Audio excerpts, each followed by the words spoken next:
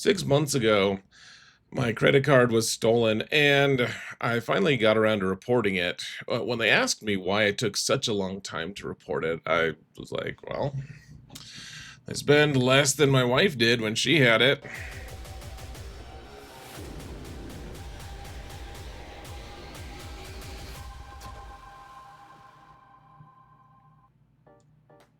Hello, everyone, and welcome to another episode of Zareth Prevails. Today, we're going to talk about Relic 9 and its place in the game. It's a tough thing to navigate. Even years after Relic 9 has been released, we still have no Relic 10, and do we really need Relic 9? There's reasons to get it. Let's talk about it, guys. Huge shout out to my patrons, by the way. You guys are amazing. Thank you guys so much for your support. I really couldn't do this without you. Thank you guys so much. And if you want to support this channel for free, folks, all you gotta do is hit that thumbs up button, like, subscribe, comment. Let's mount the algorithm. You don't have to give the algorithm Relic 9 if you want to mount it. That's not a prerequisite. It's kind of more of a suggestion. It's like tipping to 20% or more. You don't have to, but why wouldn't you? Let's get going, folks. So, whoa, we're in the game. This is madness. So, why should we Relic 9 things? First off, I want to make sure everyone understands there's no pressure from me to put Relic 9 on things, or especially to spend money on Relic 9. I'm not saying you have to do that.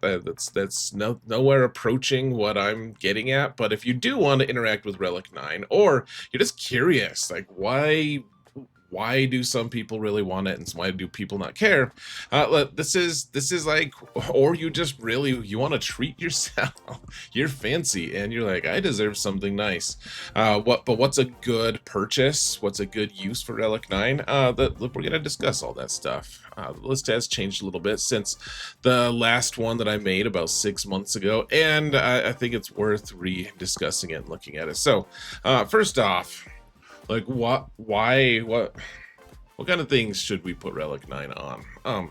First off, Relic 9 is an interesting one because the jump from Relic 7 to 8, you get an extra 15 mastery, but the jump from 8 to 9, you only get 10.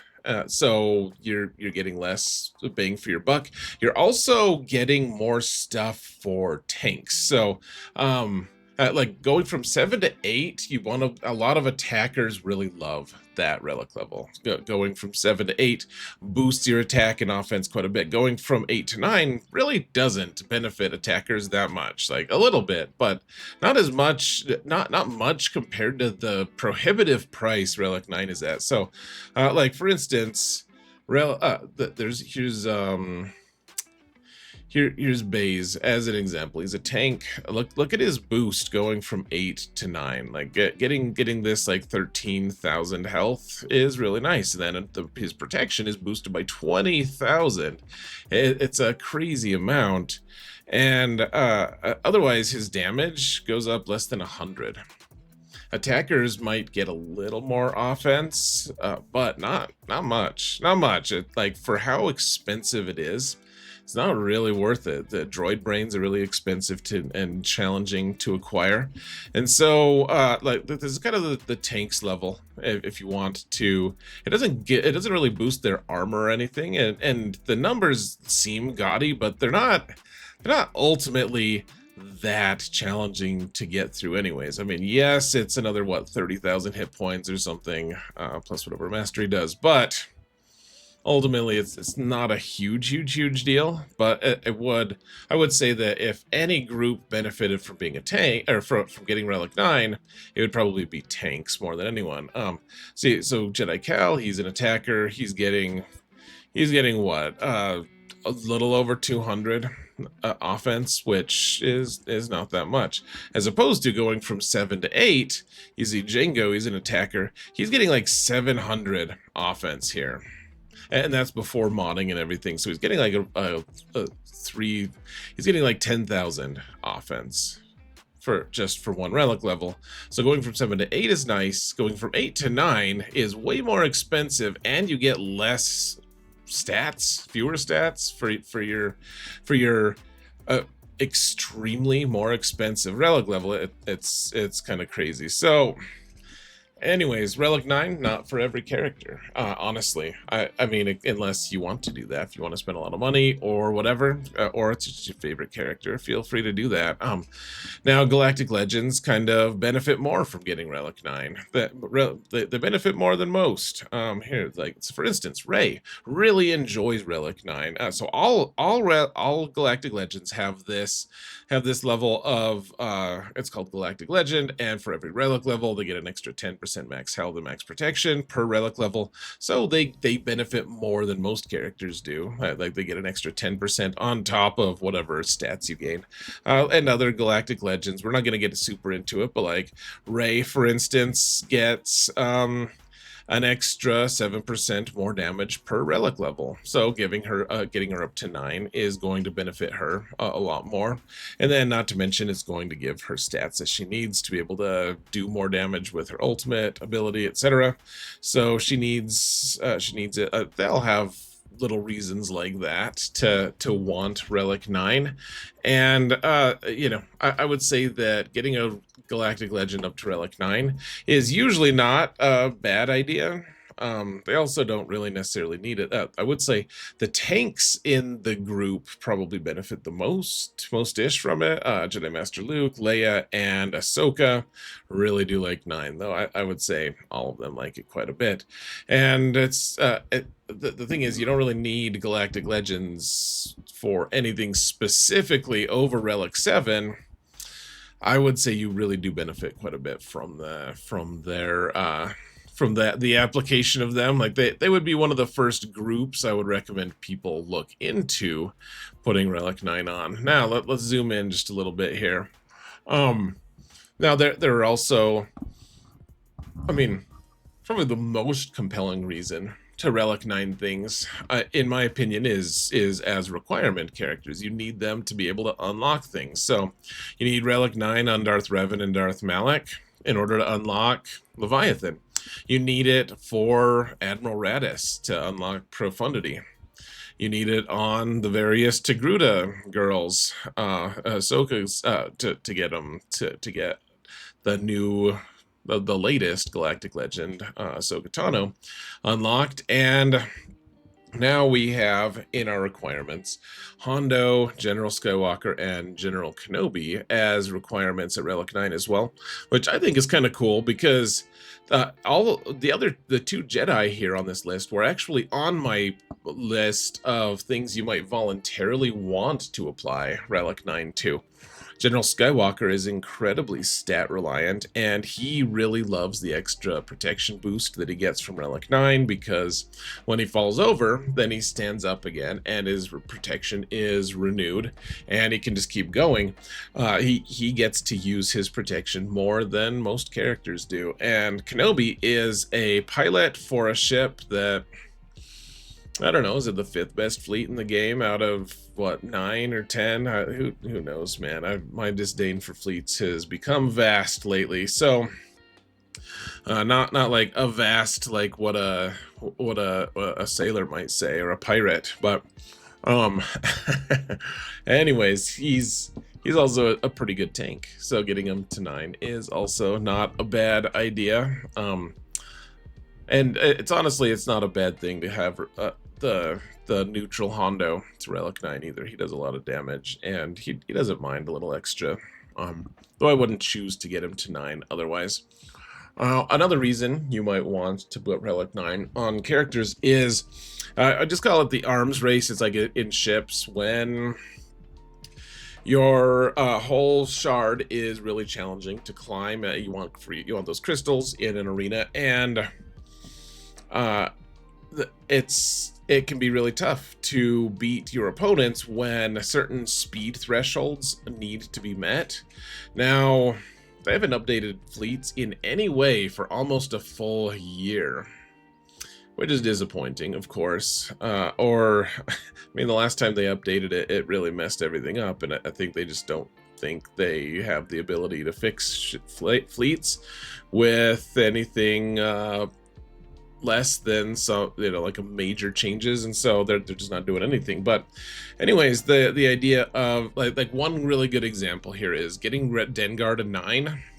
Don't care about it for squads.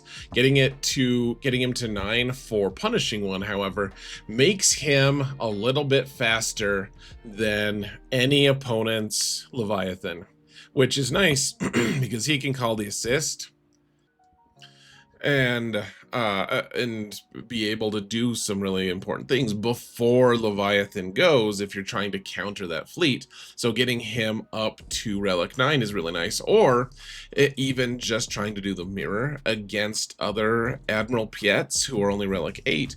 In Arena, it's really nice to be able to just have the first barrage and be able to kill your opponent's Xanadu Blood, etc. Or you just want to do a lot of extra damage with Cad Bane and Xanadu Bloods, or Sith Marauder really wants to survive and do better with the bomber. There's lots of reasons for adding Relic 9 to some of these. You can see I've only added Relic 9 to these first two. I don't think it's particularly useful. Like Assassin is just a cautionary tale, folks. When they, for a long time, it was at least a little bit worthwhile to get Relic 8 on Sith Assassin, or Relic 9 even. And then they arbitrarily changed some of the rules, and now Sith Assassin is just totally wasted at Relic 8 or 9. Like, people who got 9 on Assassin are just angry now, and I don't blame them. So, arms race, you gotta beware, folks.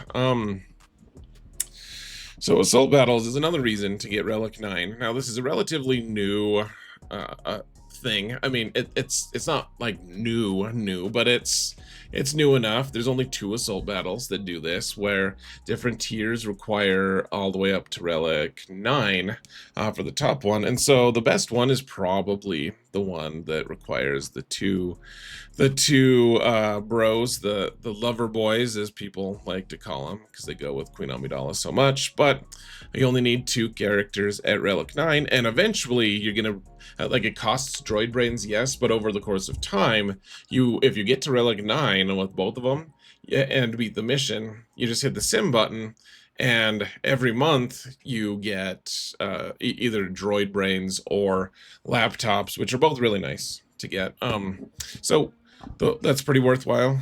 It's less worthwhile to get the zombie bros up to Relic 9, but it's also not terrible. They're a little less useful in the game, I guess, but they're still very useful, and the requirement characters unlock characters for important new characters, so it's a pretty good deal. Now that they're also part of really strong teams like Great Mothers or Dark Trooper Moff Gideon teams, they're very strong in their own right. Would I recommend Relic 9 for any of these characters if they weren't part of Assault Battles? Probably not, frankly. They weren't good enough for that, in my opinion, but they're not. It doesn't feel bad to get them to Relic 9. You'll note, even on my main account, which I'm approaching 15 million GP, I still don't have Relic 9 on any of my zombie bros, so don't feel like, I mean, I don't have Relic 9 on all the ones that I'm going to be talking about. I'm just bringing them to your attention for planning purposes. Now, hold on, I gotta clear my throat. Now, another reason you would want to put Relic 9 on things potentially is if your guild is getting more and more ambitious in the territory battles, Rise of the Empire territory battles, and need Relic 9 to be able to fill some of those spots. So you can see a couple examples of when I did that. I also had Malak in there, and then he became a requirement for Leviathan, so that was kind of lucky. But I like Treya or Commander Luke. I know that some other people have significantly less attractive and awesome characters for this list, and all I'm going to say is you have to love your guild if you want to do this. This is a huge, steep price for a very, very small amount of gain, in my opinion.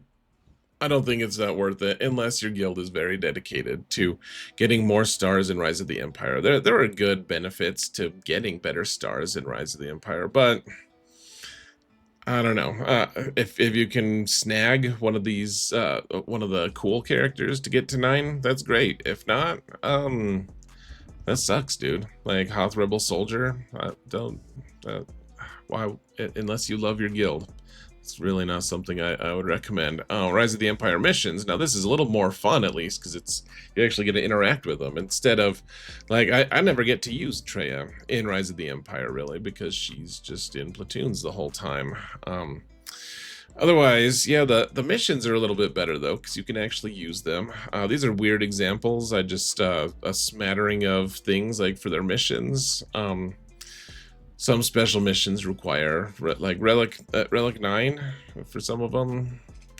I would recommend not putting Relic 9 for those missions, just for so a lot of the special missions. I mean, it's a nice way to do things for your guild.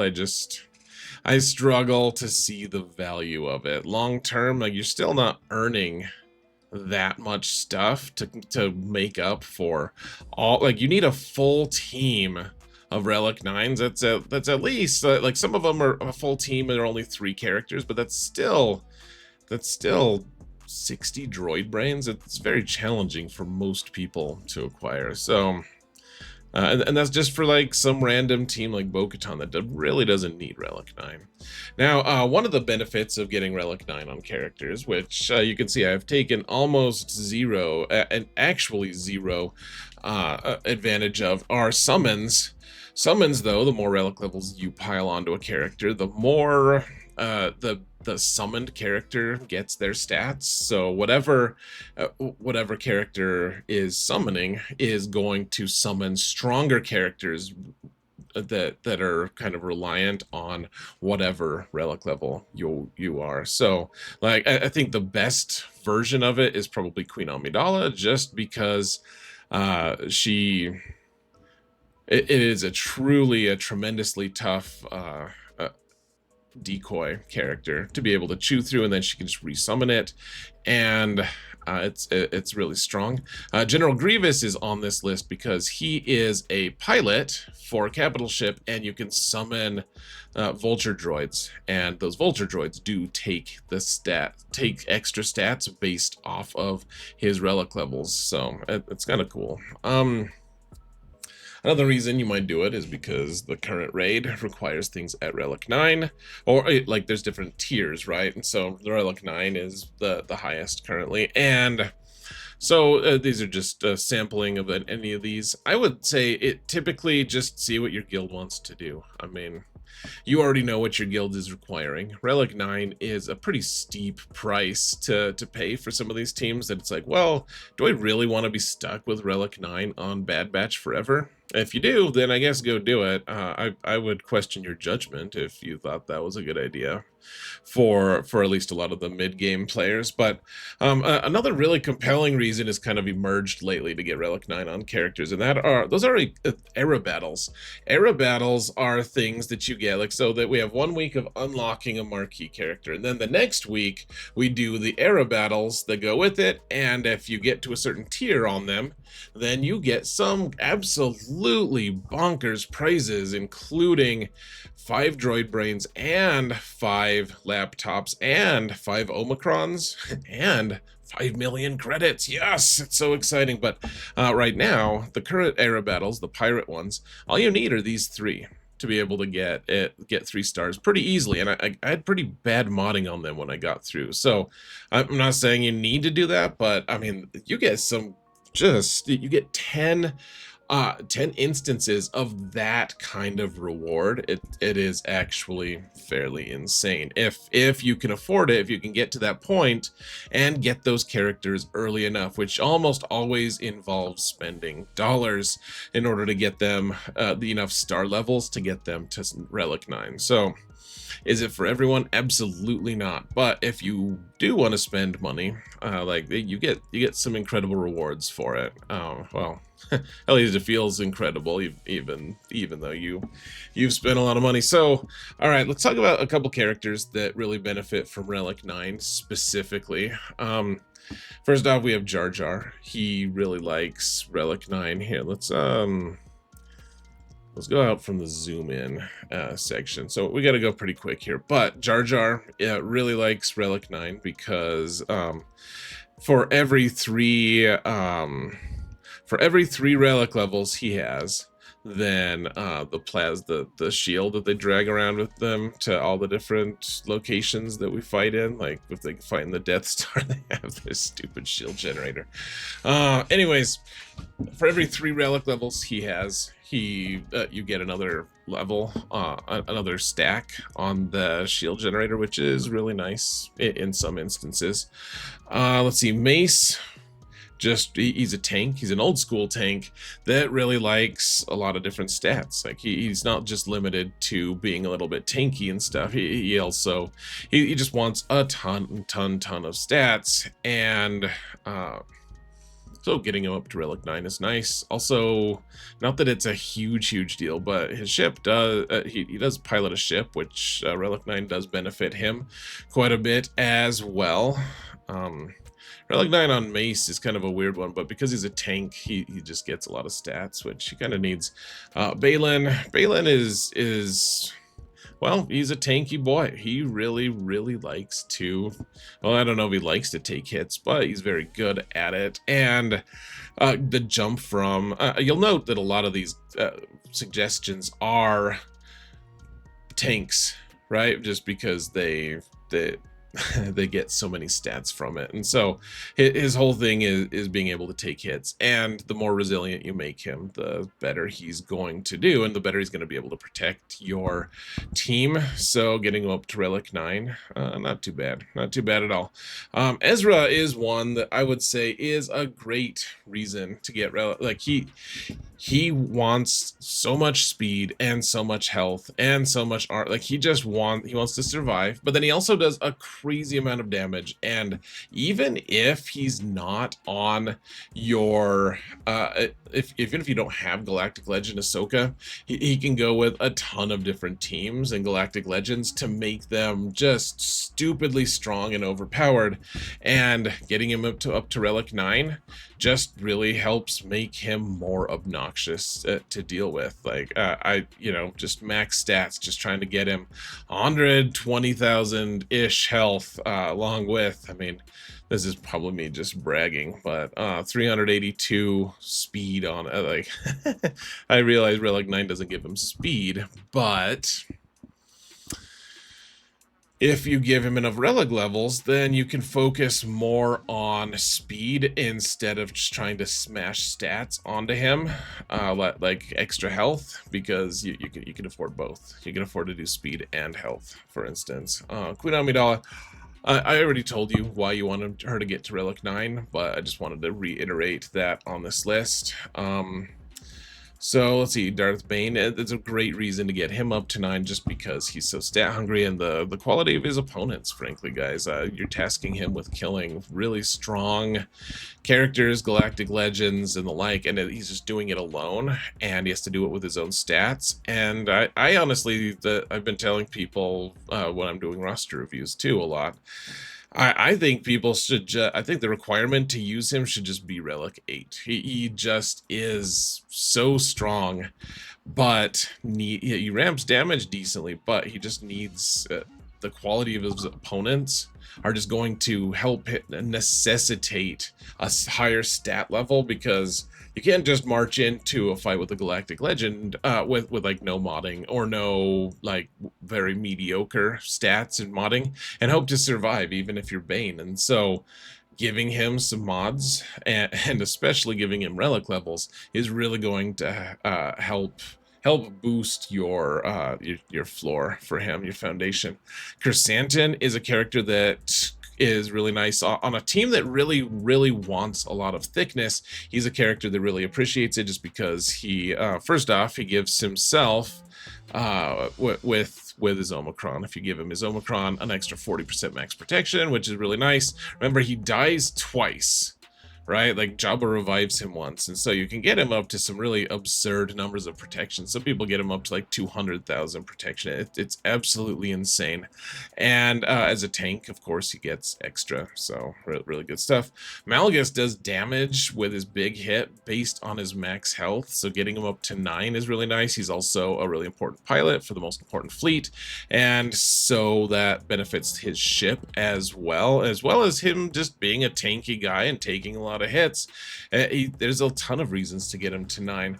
R2D2, I put him on the thumbnail just because getting him up to 9, there's a lot of cool stuff. First off, if you get Leia up to 9, which I think Leia is one of the most important characters to bring up to 9 in teams, then you can get Drogon, which we're going to talk about in just a minute, and R2D2 up to 9. R2D2 is also sharing with his whole team. He's giving 10% of a ton of different stats, and so he's able to share those stats. He's also just hits really hard and does some cool stuff. And then once you get Leia plus Drogon and R2, then you're also, because of other requirement unlocks, you're gonna have like Ahsoka, for instance, Fulcrum Ahsoka up to 9. You're gonna have Adrad up to 9, and then you have a full Relic Rebel team to be able to use in Rise of the Empire and get those advanced waves. And Leia is the premier counterer against everything under the sun except for Supreme Leader Kylo. Drogon is one of the reasons, and I'm not going to talk for an extended time about how good Drogon is. I'll just say that Relic 9 on Drogon really suits him well. Even as just an attacker, you just want to max out his special offense here. You can see mine is at 16,356, and that includes a crit damage triangle here. And he wants to survive, but he also wants to hit really hard. Leia can help you do that. You can go find my video on how to use Leia if you want to do that. But it's a very strong use. Now, some characters that have other like, you don't probably need them to be Relic 9, but other nice uses like Starkiller, he wants to be able to hit hard, right? Like he's constantly assisting, constantly hitting really hard, but then also when he summons his Star Destroyer of Healing, it also does damage based off his max health. So you want to give him a lot of health, but you also want to give him a lot of offense. Getting him up to Relic 9 is kind of attractive. It would be nice because his Star Destroyer of Healing just gets a nice boost for health, and his offense gets a little bit of a boost. So getting him up to 8 is probably more beneficial. Vander Chewie, I realize this is very niche, but he does damage based off of his max health, and his max health, his protection actually just gets shunted into his max health. So he really benefits from that. And his big hit that does damage based off of his health, he hits like a truck. Honestly, he's less and less useful as the meta continues to expand. But Morgan is not a bad choice, really. She's a tank on a team that really needs a lot of tankiness because you're taking on so many good teams. But she gets kind of pushed to the side. L3, I mean, she's just a good utility tank with the pre-taunt, and she goes along with a ton of teams, especially a lot of the most recent teams. Kuiil's an interesting one. She's very, very niche, but giving him more relic levels is nice, just because at the start of the round, everyone, all droid and scoundrel allies gain 40% of Kuiil's max health, offense, and potency, and max protection. And so giving the more stats you have from relics, the more he's handing out to his whole team. Like 40% of his stats is actually a pretty big number, and I think he gets he deserves a little bit of an honorable mention. Now, just a couple of other small things to mention. Usually there's small incentives to getting relics onto the latest Galactic Legend team, just because everyone's gonna it's going to be an overpowered team just by definition. It's a Galactic Legend, it's the new one, and people are going to really struggle to know how to deal with it. And if your stats can just overwhelm them at the start, you can just take them out especially before people have a ton of skill to be able to compensate for the mechanics that they don't understand. Having extra relic levels on a new Galactic Legend team just ends up being fairly obnoxious early on. Now, a few tank stretch goals to kind of a couple tanks that really want Relic 9 if they can get. Riva really wants 9 just because she's really strong. One thing to keep in mind though, even though she is a tank, she doesn't get tank stats when she goes up to 9. For some reason they coded it weird and she just gets like attacker stats instead. So I don't know why they did that. She doesn't get the extra like a huge block of protection and stuff. It's fairly stupid. Crew, I mean, he's a good tank. All of these are tanks, basically. He's got his pre-taunt, he's very versatile. Scorch is a new one. He goes with Lord Vader, and he would really love to get Relic 9 because Lord Vader teams love their Relic 9s for a lot of reasons. Dark Trooper Moff Gideon, I have him at 9 for some reason. He is very, very tanky, actually, guys, and he goes on a multitude of teams. He's very good in territory wars. Very versatile character. Royal Guard is about to get dumped off of this list. In fact, he should be. Let's not even spend any time on him. He sucks now. He doesn't go with Lord Vader anymore. I must have missed him. He needs to be purged from this list. Bosk, less useful than he used to be, but gosh, he gives himself like double protection when he's the lead, and so going up to Relic 9 used to be so strong. I would say that's a super stretch goal. Fives is a pilot for a ship that is actually fairly relevant still, and he's part of a lot of teams that he wants to have all these stats, and when he dies he hands all of his stats to his buddies, so that's really nice. Zalbar has a new Omicron now, so giving him extra stats is kind of nice. Sith Empire Trooper is just a good generic pre-taunting character that is also a pilot that for a ship that doesn't really care about stats at all, actually, up from its pilot. But otherwise, he's a good character. You can see I say that, but then I don't even have 6 emods on him. And then Savage isn't actually a tank. He's just a tanky character that happens to play a tanky role in GAC, which he's very good at. So that's it for today, folks. I mean, should we be putting Relic 9 on everything? Probably not. I would say don't do it, guys. But I think that there are some good uses for it, and I would be interested in hearing what your thoughts are for putting Relic 9 on things as well. Like, what characters do you think are worth it that I didn't mention? I would genuinely be interested in hearing it, guys. Thank you all so much for watching, and remember that in all things, Zareth prevails.